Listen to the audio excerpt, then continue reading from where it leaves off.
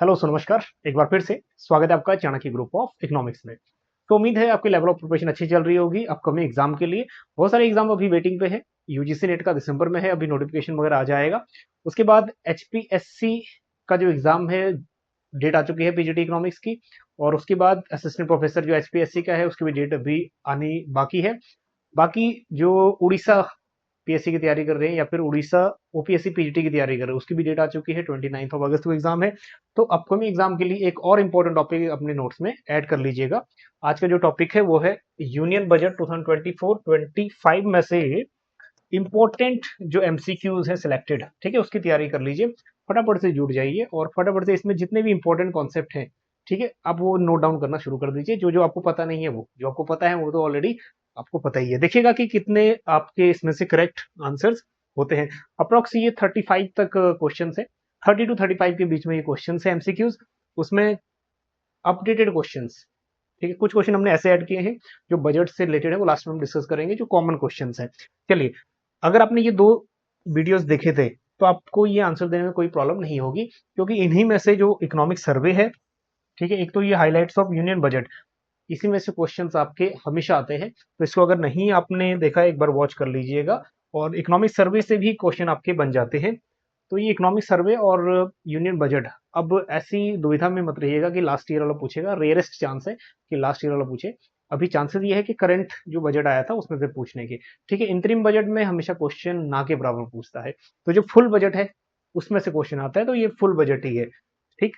चलिए, UGC net का भी हमारा कंबाइंड बैच भी चल रहा है, पेपर 1 पेपर 2 और पेपर 2 इकोनॉमिक्स भी चल रहा है। कोई भी इससे रिलेटेड कोई क्वेरी हो, इन नंबर पे आप कांटेक्ट या व्हाट्सएप कर सकते हो, ठीक है। और स्पेशली एचपीएससी का दोनों बैच चल रहा है, असिस्टेंट प्रोफेसर वाला भी और पीजीटी इकोनॉमिक्स का भी। चलिए, कोई भी डाउट हो या कोई क्वेरी हो, गिवन नंबर पे कॉल कर सकते हैं, डिस्क्रिप्शन में भी नंबर है। आइए अब शुरू करते हैं आज का टॉपिक। सबसे पहले जितने भी क्वेश्चन हैं, कुछ स्ट्रेट फॉरवर्ड है और कुछ आपके स्टेटमेंट बेस्ड है। तो आपको जरूरत पड़ेगी पेन की, फटाफट से नोट करने की। हाँ, तो सबसे पहला क्वेश्चन आपको आता होगा ये, और ये क्वेश्चन पीजीटी लेवल में बहुत पूछा जाता है।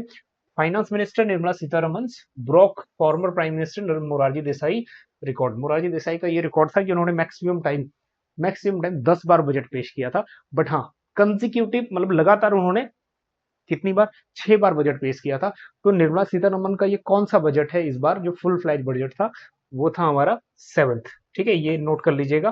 That is 7th time. Morarji Desai ने ओवरऑल 10 टाइम बजट पेश किया है। बट अगर कंजिक्यूटिव की बात करें तो 6 टाइम लगातार पेश किया था। बट अभी 7th टाइम रिकॉर्ड तोड़ दिया है निर्मला सीतारमन ने, इस 7th टाइम लगातार बजट पेश करने का। चलिए आगे देखिए, question number 2। The budget focus on which of the following main areas. कौन कौन से वो 4 एरिया थे जिन पे गवर्नमेंट ने इस बार फोकस किया है ना। बजट आपने पढ़ा था, तो बजट के शुरू में ही ये 4 चीजें मेंशन थी, ठीक है। अब वो कौन कौन सी 4 चीजें मेंशन है? नंबर 1, एम्प्लॉयमेंट, स्किलिंग, एमएसएमई और मिडिल क्लास, ठीक है। ये 4 जो एरियाज थे उन पे ज्यादा डिस्कस किया था। अब आप साथ ही साथ ये भी अपने आप को असेस कर लीजिए कि एग्जाम की तैयारी आपकी कितनी है, ठीक है। बी ऑनेस्ट कि एग्जाम ये आप एबीसीडी जो भी आपके आंसर्स हो, वीडियो पॉज कर लीजिएगा। ऑनेस्टली इसको एज अ एग्जाम ही समझिएगा कि एग्जाम पॉइंट ऑफ व्यू से आप कितने प्रिपेयर हो, ठीक। तो इसका सेकंड ऑप्शन करेक्ट है। और ओवरऑल देखिएगा आपका कि 30-35 क्वेश्चन में से आपके कितने सही बनते हैं, ठीक है। ऑनेस्टली अपने आप को जज भी तो करना है, आपको असेस भी तो करना है। चलिए, तो एम्प्लॉयमेंट, स्किल, एमएसएमईज और मिडिल क्लास पे फोकस किया। ये जो सेकंड ऑप्शन है बिल्कुल करेक्ट है। चलिए नेक्स्ट, थर्ड। अब इस बजट के हिसाब से इसमें भी अनेक गरीब, महिलाएं, युवा, अन्नदाता।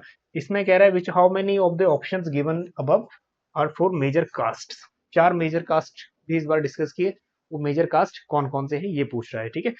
गरीब, महिलाएं या फिर युवा या फिर अन्नदाता, ठीक है। इस ये भी 4 मेन कास्ट के रूप में इस बार बजट में इन्होंने, ठीक है, इंट्रोड्यूस किया था, या फिर बजट में ये 4 चीज इंक्लूड की थी। तो करेक्ट आंसर ये सब, ऑल ऑफ द अबव, ये बिल्कुल सभी स्टेटमेंट्स सही है। ये 4 चीजों पे, मेन 4 कास्ट पे ज्यादा फोकस किया था, गरीब, महिलाएं, युवा और अन्नदाता, ठीक। तो इसका फोर्थ ऑप्शन बिल्कुल करेक्ट है। आगे बढ़िए, नेक्स्ट है which of the following are part of 9 priorities. एक बार ये क्वेश्चन बहुत बार पूछ लेता है कि कितनी प्रायोरिटीज बजट में इस बार इंक्लूड करी। क्योंकि पहले भी क्वेश्चन पूछ चुका है कि इस बजट में कितने इंजन यूज किए, कई बार क्वेश्चन पूछ चुका है बजट में कितने पिलर्स यूज किए। ठीक है, तो इस बार पूछ सकता है कि कितने प्रायोरिटीज गवर्नमेंट ने सेट की, कितनी 9 प्रायोरिटीज। कह रहा है कि which of the following are part of that, कौन कौन से इसका पार्ट थे। ठीक है, urban development, employment skilling, next generation reforms, productivity and resilience in agriculture और पॉवर्टी एंड अनएम्प्लॉयमेंट। ठीक है, इसमें से कौन कौन से इंक्लूडेड थे ये पूछ रहा है। चलिए, तो इसमें से जितने भी ये 1 2 3 4 ये 4 ऐड थे, जो नहीं था वो था आपका ई, पॉवर्टी एंड अनएम्प्लॉयमेंट। ठीक है, ऐड नहीं था। ठीक, तो option A B C and D, जो थर्ड ऑप्शन है वो बिल्कुल सही है। ठीक, तो ये आपके प्रायोरिटीज हैं, इसको आप थोड़ा सा इंपॉर्टेंट समझिएगा कि अपकमिंग एग्जाम के लिए बन सकता है कि कौन कौन सी प्रायोरिटीज हैं और कौन कौन सी प्रायोरिटीज नहीं है। ठीक, तो यहाँ पे देखिए productivity and resilience in agriculture, employment and skilling पे फोकस किया, इंक्लूसिव ह्यूमन रिसोर्स डेवलपमेंट पे, सोशल जस्टिस के लिए, manufacturing and service, urban development, energy security, infrastructure, innovation, research and development. ठीक, और लास्ट है नेक्स्ट जनरेशन रिफॉर्म्स। ये 9 जैसे भी याद होते हैं आपको याद रखिएगा, क्योंकि आपको डिस्क्रिप्टिव टाइप एग्जाम तो लिखना नहीं है। ठीक है, एचपीएससी की जो एग्जाम है असिस्टेंट प्रोफेसर और पीजीटी इकोनॉमिक्स, वो डिस्क्रिप्टिव है, थोड़ा याद रखना पड़ेगा उन बच्चों को। बाकी आपको यहाँ पे ऑप्शंस ऑलरेडी मिलेंगे, आपको सिर्फ कॉन्सेप्ट को बस रिकॉल करना है। चलिए नेक्स्ट, अब और भी इंपॉर्टेंट क्वेश्चन है, इस टाइप के क्वेश्चन आपको मिलेंगे ही मिलेंगे। क्वेश्चन क्या है, what is the fiscal deficit target for fiscal year 25 24-25 के लिए for as a percentage of GDP. अब ये टारगेटेड कह रहा है नेक्स्ट फिस्कल के लिए। ठीक, मतलब फिस्कल ईयर जो आपका है 25, उसके लिए टारगेट क्या है फिस्कल डेफिसिट का। तो फिस्कल डेफिसिट रिवाइज्ड कितना है और टारगेट कितना है। ठीक है, ये इंपॉर्टेंट है। चलिए आंसर की तरफ चलते हैं हम लोग। आपने अपने आप को असेस कर लिया होगा कि आपका आंसर क्या है। ठीक है, तो करेक्ट आंसर है इसमें टारगेट 4.9, 4.9 का टारगेट है। और रिवाइज्ड जो है 5.6 है, इस बार रिवाइज्ड, रिवाइज्ड है जो आपका प्रोविजनल एस्टिमेट, मतलब जो आपका रिवाइज्ड हो चुका है 2023-24 का है 5.6 फिस्कल डेफिसिट, और अभी टारगेट रखा है 4.9। हमेशा इसको गवर्नमेंट कम करने की कोशिश करती है। ठीक, अब ये चार्ट देख लीजिए, इसको नोट कर लीजिए, जैसे भी आपको याद होता है करिए, क्योंकि ये सीक्वेंस भी आ सकता है और यहाँ से क्वेश्चन बनेगा ही बनेगा। That one is important. अब इसको जैसे मर्जी लें, लेकिन इंपॉर्टेंट तो है। देखिए सबसे नंबर 1 पे ये ध्यान रखना है आपने कि फिस्कल डेफिसिट टारगेट कितना है 4.9, रिवाइज्ड कितना है 5.6। रिवाइज्ड भी पूछ सकता है और बजट एस्टिमेट भी पूछ सकता है।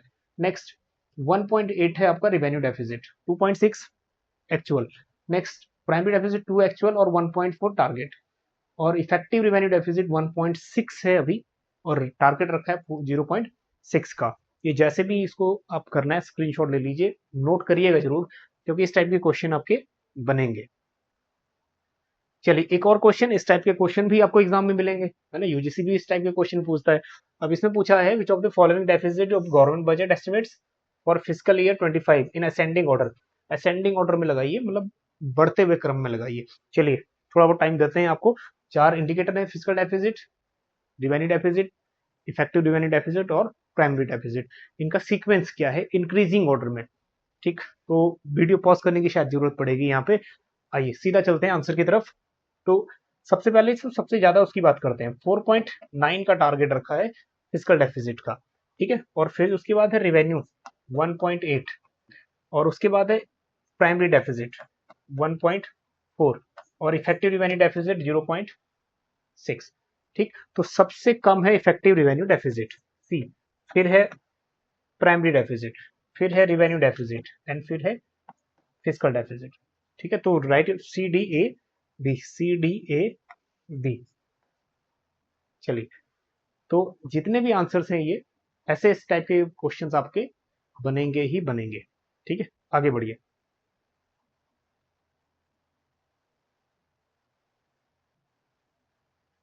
चलिए next question, which of the following statements are correct about the union budget 24-25 के कॉन्टेक्स्ट में कौन सा करेक्ट है ये पूछ रहा है।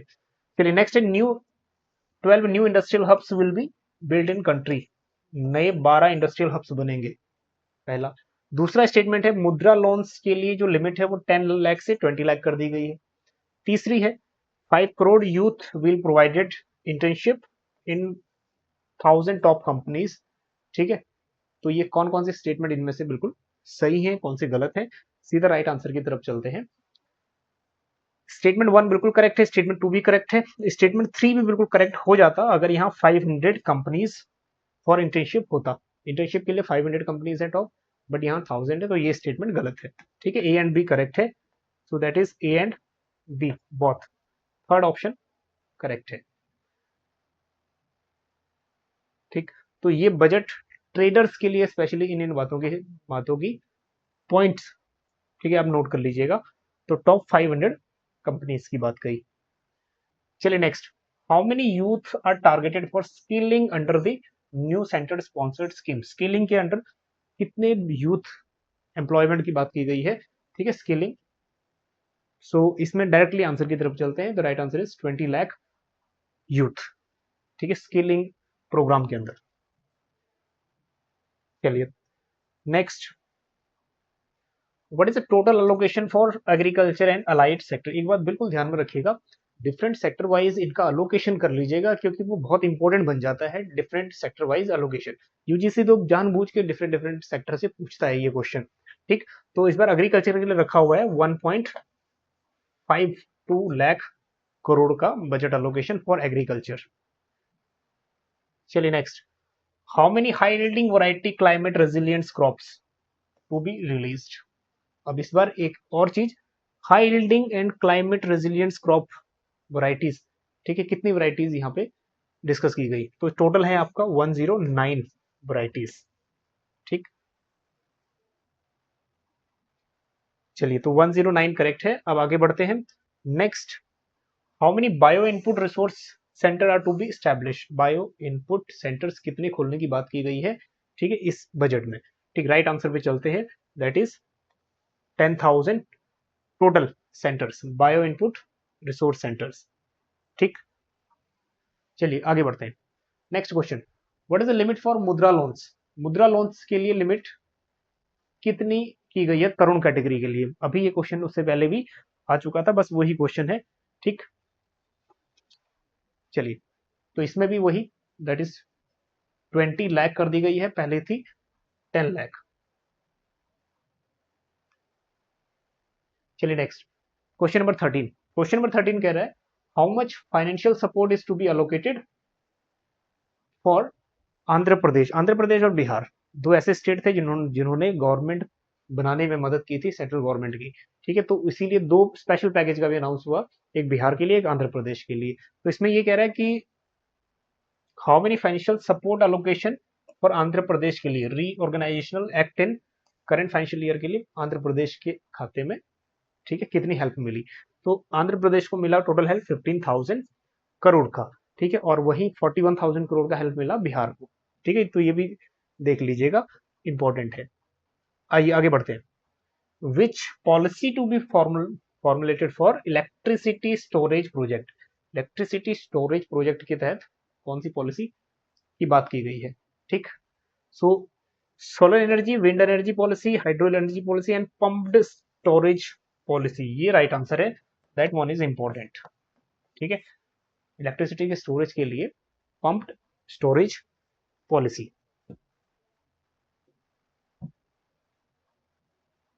चलिए question number 15, what is the total capital expenditure allocation for infrastructure investment. Total capital expenditure कितना, ठीक। 5 लाख, 7 लाख 50,000, या फिर 10 लाख करोड़, या फिर 11 लाख 11,111 करोड़। बस इन्होंने शगन देते हैं ना जो 11 11 11, बस वो दे दिया समझो, स्पेशली किसके लिए, कैपिटल एक्सपेंडिचर, जिसको हम कैपेक्स भी बोलते हैं। तो राइट आंसर यही है, डी। और इसमें एक बार ये भी है कि ये कितना परसेंटेज है जीडीपी का, ये भी आ सकता है क्वेश्चन, ठीक है, उसको भी तैयार रखिएगा। ये अप्रोक्स जीडीपी का बनता है 3.4% ऑफ जीडीपी। चलिए next, which temples include in the comprehensive development plan under the tourism priority के अंदर कौन सा टेम्पल इसमें से इंक्लूड किया गया है, ठीक है, टूरिज्म सेक्टर के अंदर। तो यहाँ पे राइट आंसर की तरफ चलते हैं। इसमें केदारनाथ है और विशुपद महाबोधि जो है राजगीर, तिरुपति है, नेक्स्ट सोमनाथ है, द्वारका। ठीक है, राइट आंसर की तरफ चलते हैं। इस बार बिहार को थोड़ा ज्यादा हेल्प मिली, तो राजगीर में विष्णुपद महाबोधि टेम्पल, ठीक है, ये टेम्पल इंक्लूड था इसमें। अब थोड़ा सा इंपॉर्टेंट क्यों है, क्योंकि जितने भी टेम्पल्स हैं, टूरिज्म सेक्टर्स हैं, कई बार इंपॉर्टेंट बन जाता है ये भी।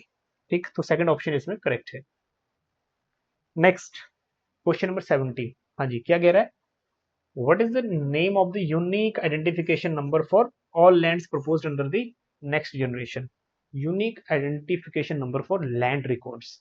तो इसके लिए कौन सा प्रपोज किया? लैंड आईडी, उसके बाद पार्सल आईडी, भू आधार और लैंड कोड। ठीक है, तो इस बार गवर्नमेंट ने एक नई चीज इंट्रोड्यूस की है, भू आधार। ठीक है, इसमें लैंड रिकॉर्ड्स या लैंड की जानकारी, जैसे आइडेंटिफिकेशन मार्क होता है ना आधार कार्ड, बस वैसे ही भूमि का भी एक कार्ड, जैसे भू आधार। इस टाइप के क्वेश्चन कई बार जो नए नए एक्सपेरिमेंट होते हैं ना, इस टाइप के क्वेश्चन भी आ जाते हैं एग्जाम में, याद रखिएगा। जितने पॉइंट है ये सब ऐसे पॉइंट है, जब एक बार सुन लिए आपने तो आप याद रखोगे डेफिनेटली। ठीक है, next, what is the new basic custom duty on gold and silver? Gold and silver पे नया बेसिक कस्टम ड्यूटी क्या लग गया है? ठीक, 5%, 6%, 6.4, 7%। राइट आंसर की तरफ चलते हैं, दैट इज 6% है। अब इसको थोड़ा सा कम करके 6% कर दिया, दैट इज ताकि स्पेशली थोड़ा सा इंसेंटिव मिले to promote the import of these precious metals. चलिए next, how much financial support is allocation for project of Kosi Mechi intra state link? Kosi Mechi intra state link, अब इसमें कितना सपोर्ट मिला है, ये कितने 1000 करोड़ का? ये भी क्वेश्चन, जितने प्रोजेक्ट होते हैं ना लिंक वाले, ये प्रोजेक्ट से भी इरिगेशन से रिलेटेड है और इंपॉर्टेंट बन जाता है। ठीक है, right answer that one is D, 11,500 crore का लोकेशन इसके लिए। चले next question, which initiative is to connect job aspirants with potential employers with skill providers? ठीक है, कौन सी इसमें स्कीम ऐसी थी जो कनेक्ट करता है एम्प्लॉयमेंट को स्किल वगैरह इनहेंस करने के लिए? That is job, connect job aspirant with potential employers and skill providers. ठीक है, जो एस्पिरेंट है उनको कहाँ तक मिलाना है? एम्प्लॉयर जो एम्प्लॉयमेंट दे रहे हैं उन तक मिलाना है। उसके लिए कौन सा पोर्टल यूज किया है? एनपीएस मत्सल्य, उसके बाद है स्किल इंडिया मिशन, ई श्रम, make in India. Make in India और स्किल इंडिया तो पहले से ही चल रहा है। ठीक, तो जो ई श्रम पोर्टल है वो एस्पिरेंट को मिलाएगा, जो जॉब सीकर है उनको मिलाएगा एम्प्लॉयर तक। ठीक है, मतलब जो जॉब दे रहे हैं। चलिए, तो ई श्रम पोर्टल इसमें करेक्ट है। Next, what is the reduced corporation tax? That one is important. Foreign sector के लिए या फॉरेन इंडस्ट्रीज के लिए कॉर्पोरेशन टैक्स थोड़ा सा रिड्यूस कर दिया। ठीक है, अब कितना रेट है ये? 20% है, 10, 20%, 25%, 30%, 35%। तो ये अब है 35%। ठीक है, याद रखिएगा, पहले 40% था, अब फॉरेन कंपनीज के लिए मैक्सिमम कॉर्पोरेशन टैक्स घटा दिया है 35%। Next question, what is the new tax rate for short term capital gain? Short term capital gain और लॉन्ग टर्म कैपिटल गेन दोनों के लिए थोड़ा रिवाइज किया है ना? तो शॉर्ट टर्म कैपिटल गेन करोगे उसमें आपको गवर्नमेंट, हाँ जी, 20% टैक्स देना पड़ेगा। अगर लॉन्ग टर्म कैपिटल गेन है तो इसमें देना पड़ेगा आपको 12.5%। तो यहाँ करेक्ट आंसर है 20%। Next, which of the tax levy withdrawn in the financial bill? that one is the most important। जब भी कोई टैक्स इंट्रोड्यूस होता है या फिर एलिमिनेट होता है, बाहर जाता है, तो उसको क्वेश्चन एग्जाम में बन सकता है। तो ये भी इंपॉर्टेंट इसलिए है क्योंकि ये अभी 2016 में इंट्रोड्यूस हुआ था और अभी ये इसको 2024 में बाहर निकाल दिया। तो इसमें से कौन सा वो टैक्स था? ठीक है, सर्विस टैक्स तो नहीं हो सकता, उसके बाद कैपिटल गेन टैक्स भी नहीं है, अभी तो रेट हमने देखे हैं कैपिटल गेन टैक्स के। सिक्योरिटी ट्रांजेक्शन टैक्स भी नहीं है, वो है equalisation of, that is equalisation levy tax. ठीक है, जो स्पेशली इम्पोज होता है जो फॉरेनर या ई जो पोर्टल है ई कॉमर्स कंपनीज उन पे। ठीक, अब ये वाला इक्वलाइजेशन लेवी इसको खत्म कर दिया है। ठीक है, तो इसलिए इसके बारे में भी जानना थोड़ा सा इंपॉर्टेंट है क्योंकि एग्जाम में पूछ सकता है। देखो, सबसे पहली तो बात यह है कि ये इंट्रोड्यूस कब किया गया था? 2016 में किया गया था, ये इंपॉर्टेंट है। उसके बाद ये स्पेशली किस पे लगता है? With the intention to taxing the digital transaction, digital transaction जैसे income accruing foreign, accruing to foreign e commerce companies का, जैसे अमेजोन वगैरह का है, ठीक, तो उस पे जो टैक्स है इसी टैक्स को बोलते हैं गूगल टैक्स, ठीक, इसी टैक्स को भी बोलते हैं गूगल टैक्स। तो ये याद रखिएगा, 2016 में आया था, अभी 2024 में एलिमिनेट हो गया। Next question, according to budget 24-25 consider the following statement. अब इसमें से कौन से स्टेटमेंट करेक्ट है, कह रहे हैं number 1, PM Vishwakarma scheme is related to, ठीक, स्टेटमेंट कह रहा है पीएम विश्वकर्मा स्कीम योजना reach out to the particularly vulnerable tribals के लिए है, क्या करेक्ट है। नेक्स्ट कह रहा है जो इसी बार स्कीम में पीएम जनमन योजना कह रहा है provides end to end support for artisans and craft person to engage in 18 trades. इन दोनों में से कौन सी स्टेटमेंट करेक्ट है ये पूछ रहा है, ठीक है।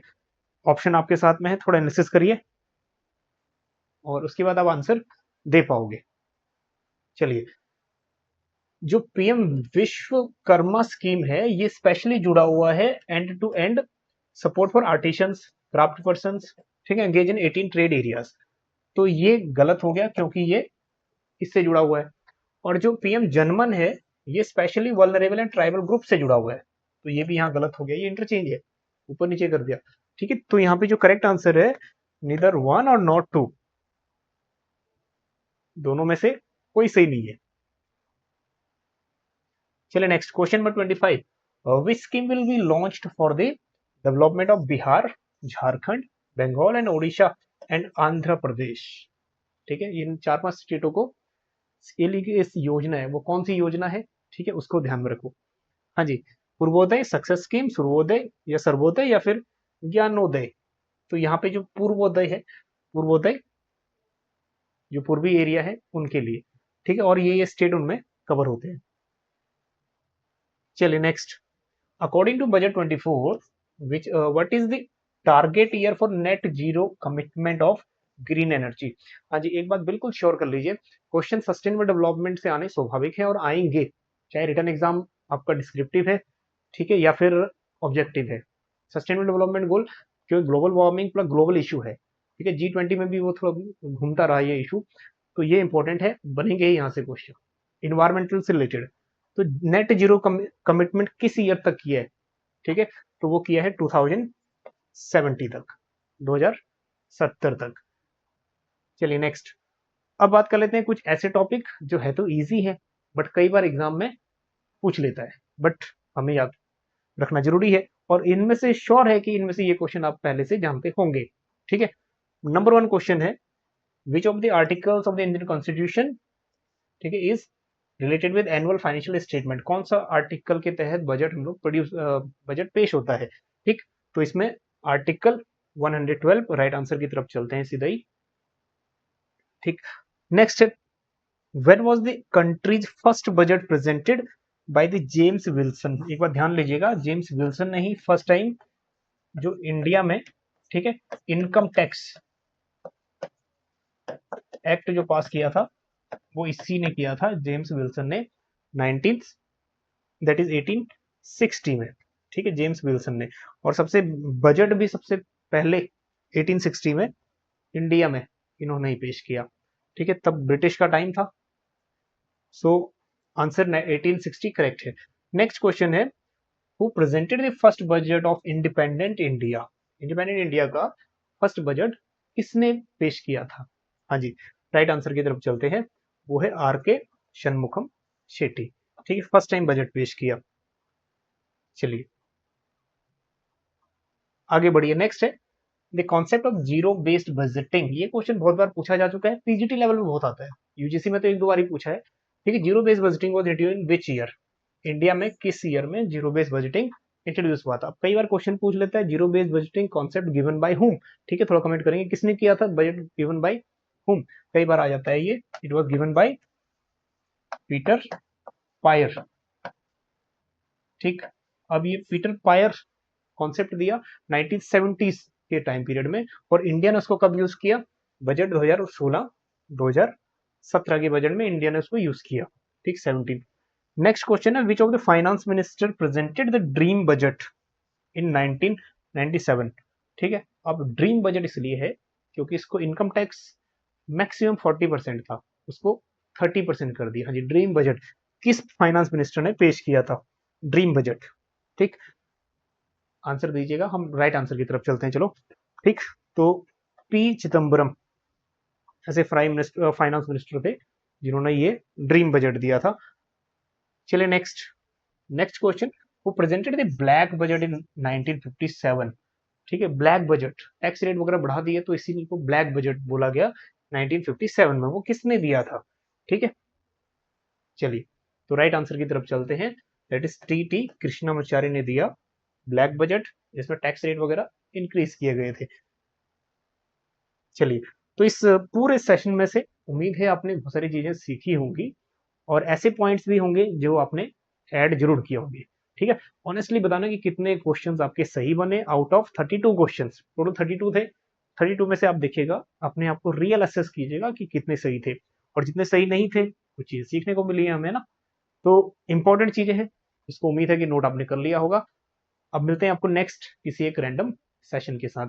एक यूजीसी वाले जितने बच्चे हैं कट ऑफ की डिमांड कर रहे थे, कट ऑफ एनालिसिस हम लोग तभी कर पाएंगे जब एक बार आंसर कीज वगैरह पब्लिश होंगी। ठीक है, लेवल ऑफ डिफिकल्टी को देख के। चलिए मिलते हैं आपको नेक्स्ट सेशन में किसी नेक्स्ट वीडियो के साथ। बने रहिएगा चाणक्य ग्रुप ऑफ इकोनॉमिक्स के साथ। Thank you so much.